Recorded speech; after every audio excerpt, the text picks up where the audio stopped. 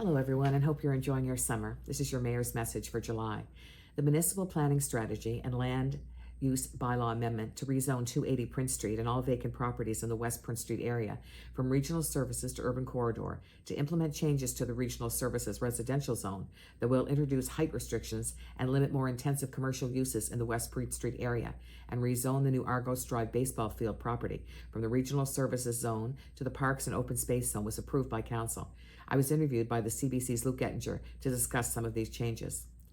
A creation of a West Prince Street Area Advisory Committee to review planning applications affecting lands historically part of the island neighborhood and abutting lands was adopted by council. Public sessions were held on April 16th. This committee will be composed of 5 to 7 members, 2 from town council, 3 to 6 residents or property owners in the West Prince Street area. Members of the town's Planning Advisory Committee may also be on the committee. It shall be a strictly advisory body to review planning matters for the town's Planning Advisory Committee, which may accept, modify, or reject the recommendations by the committee. Senior town staff met with our consultant, Arcadia Inc., about primary findings and recommendations being developed from the public consultation and various stakeholders about the regional transit study.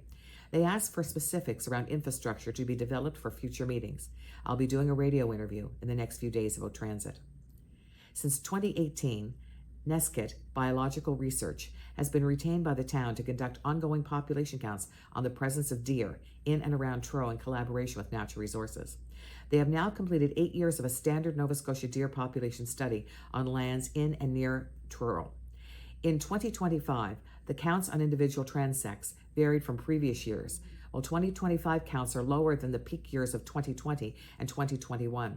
The count is still higher than the average in 2018 and significantly higher in the larger regional area from 2017 to 2024. The report supports deer densities in and near the urban area of Truro are amongst the highest found in Nova Scotia, despite the impact of the removal of 149 deer from the immediate area through the 4 Town of Truro controlled management hunts conducted between January 2022 and the fall of 2024. The town is undergoing a fleet electrification study to determine the feasibility of converting some town municipally owned vehicles from gas power to electric vehicles. Phase 1 of the study is fully funded through the Climate Ready Infrastructure Service Program and expected to be completed this summer. The town continues to collaborate with the Recovery Initiative to investigate a deep energy retrofit for the Market Hall building at 15 Yonge Street. This was presented to council in February. The program will provide the town with a comprehensive assessment of the building, outlining potential efficiency upgrades and retrofit to consider. The new healthcare center is scheduled to open in Millbrook by the end of 2026 and will employ approximately 130 people. The facility will offer space for physician services, for residents who do not have a family doctor, specimen collection, mental health support, and other health services.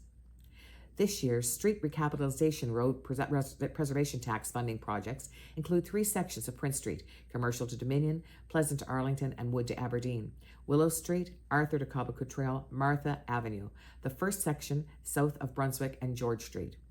The Street Recapitalization Canada Community Building Fund project is for Argus Drive, Havelock Street, Queen Street, CNR tracks to Elizabeth Street, and Cobequid Drive, Harris to Upham. Jarrett Bent, operations engineer with the town, was appointed the new traffic authority and has been the understudy of the current traffic authority, training to become familiar with the role and responsibilities. We congratulate Mr. Bent and wish him well in his new role. Director of Engineering and Public Works Andrew McKinnon is retiring the end of July. We wish him every happiness as he begins this new chapter. Mr. McKinnon has been with the town, starting as a student, for over 40 years. At our Committee of the Whole July meeting, Don Johnston did a presentation on pickleball, asking the town to consider donating a piece of land so their organization could fundraise to build outdoor pickleball courts. David Westlake gave an update on the Colchester emergency measures. I presented him with a certificate on receiving the prestigious National Emergency Exemplary Service Medal from the Government of Canada. Mr. Westlake's dedication to safety in our community is unwavering. Town CAO Mike Dolter and I met with other mayors and CEOs about the recently proposed changes by the province for policing. With the provincial announcement, the province seems to be focused on placing more priority on the RCMP, who have been responsible for rural performance. Our local police force is well positioned moving forward. There'll be many discussions on this issue in the weeks and months ahead, and Minister Druhan and I will be meeting in August.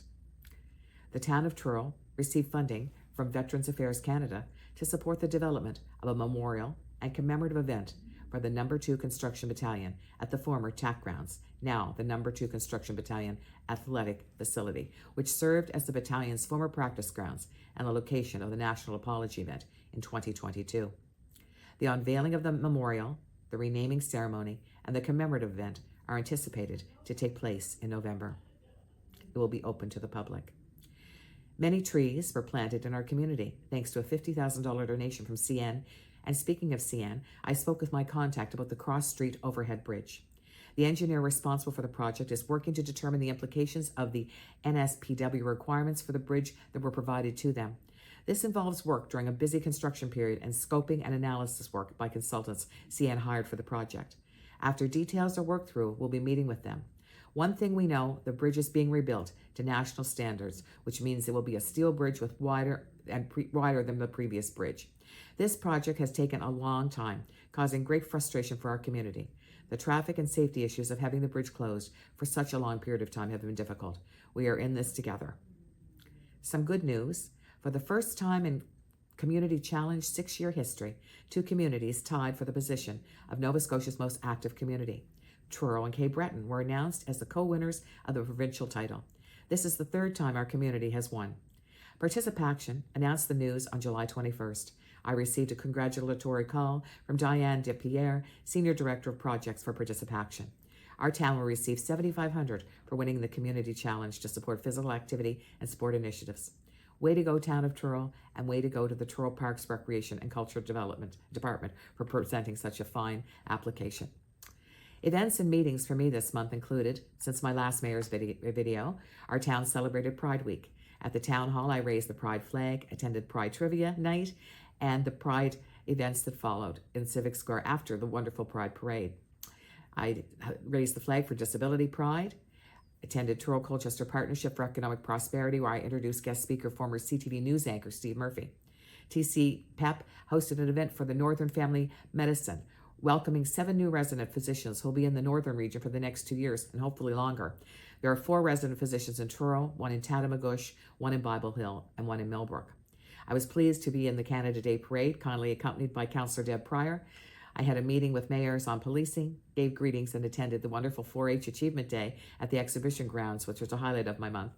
Had 2 meetings about the library, an NSFM Lunch and Learn, attended the Chamber of Commerce Women in Business Breakfast, met with the Downtown Partnership and the Alzheimer's Society, attended the Teak Festival at Civic Square, the Rec Board meeting, the Liaison Oversight Committee, the AGM of the Truro Cemetery Society, gave greetings at Victoria Park for Canada Parks Day, which was so much fun. Lots happening as our town celebrates our 150th anniversary. The Emancipation Day flag will be raised at Truro Town Hall at noon on Friday, August 1st, with events happening that day from 5 to 8 p.m. at Civic Square, including family entertainment and a free barbecue. And everyone is welcome. And we also send greetings out to everyone who will be attending Apex in August. The Acadian flag will be raised on Thursday, August 14th at noon. The upcoming gala event at the library, celebrating their 75th anniversary, is Saturday, October 18th. It's going to be a wonderful evening under the theme of Alice in Wonderland. Tickets are available now at the library for $75. Their goal is to raise $80,000 to purchase a van that will distribute over 65,000 books to the areas served by the library. A reminder, compost will be collected weekly on both regular garbage and recycling days. Weekly compost pickup continues until September 29th, 2025. One of my goals since becoming mayor was to look at having a public town meeting with council. I'll be looking at that in the fall, and we'll reach out to our local MLA, Minister Ritzy, and MP Alana Hurdle to join us if they can. Community engagement is very important to me. All mayors want to be proud of the town or city we represent. I want to thank you to the residents who take pride in their property, to businesses who maintain the exterior facade, and to the landlords who make their apartment buildings attractive. Showcasing our town to those who visit is important, but just as important for the residents who live there. Having a town we're proud of means so much. To all of you who maintain and take pride in your property, a sincere thank you. There is no public council meeting in August, so until we connect again, please continue to be kind to each other and be kind to our town. Have a safe and happy August. Thank you.